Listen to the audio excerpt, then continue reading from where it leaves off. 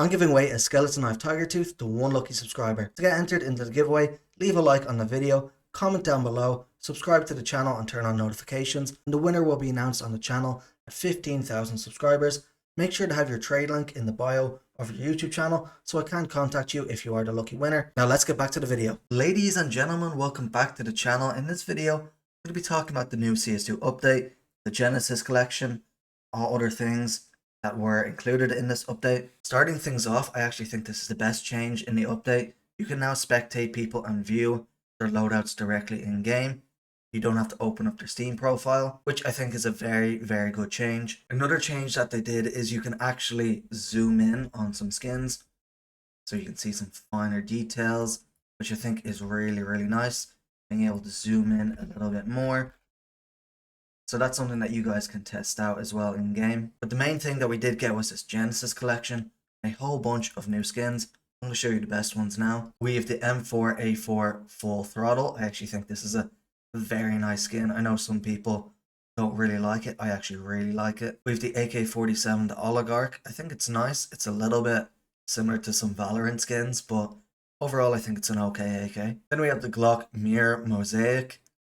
Kind of nice. It's just kind of a shiny reflective Glock, nothing too special. We got another ice cold skin. We had the AK, now we have the op, and then we have the M4A1S liquidation, which is actually my favorite of all the skins. I actually think it's quite clean. And the way that you get these skins is you're gonna get what's known as a sealed Genesis terminal. You're gonna get this dropped in game. It's now one of the weekly drops.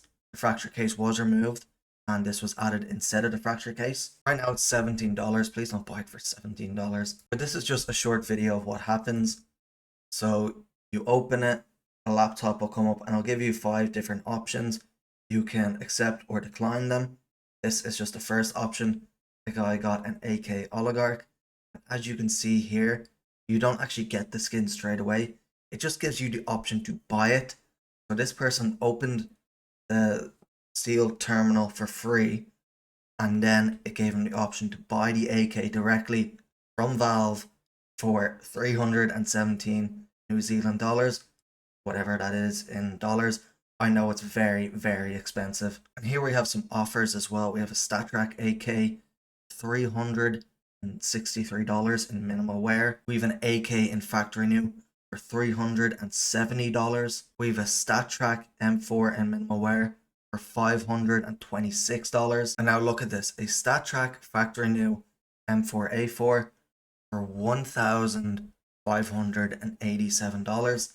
So essentially Valve are giving you a package where you open for free, and they're giving you a random pull, and then they're asking for over $1,500 for you. Nobody's going to pay that, Valve. I don't know what they're thinking with this. Like, why would I pay 1.5k directly to Valve? I can get a StatTrack Temakau and factory new for $217. I don't know where Valve have gotten these prices from. And these skins are tradable on the market as well. So I'm just thinking, why would someone pay Valve $1,500 directly when they could just get it on the Steam community market or a third-party site for a similar price? It really just does not make sense to me. So Valve want to move away from the whole loot box and gambling side of CS. I think that's what this whole update is about. So when you open one of these Genesis terminals, it's not like you can make a profit or a loss on it. You just directly buy the skin from Valve. I think it's incredibly greedy as well from Valve. I think this is a very, very bad update. And I mean, if you're going to make us pay for the skins, at least don't charge us $1,500 for them. This just seems like Valve are really just extorting the CS2 player base at this point. One positive thing to come out of this update was the fracture case was finally removed from the active duty drop pool. And of course, it is spiking in price. It went from 33 cents, 49 cents, or about 50 cents. So now could be a good time to pick up some fracture cases before they do get rare. The main thing that I think is quite bad with this whole update is the fact that it's an actively dropping case and it just got introduced. These things are going to be in the game for a long, long time. So there really is not much point in investing in any of these skins right now, because they're going to keep getting pulled as time goes on.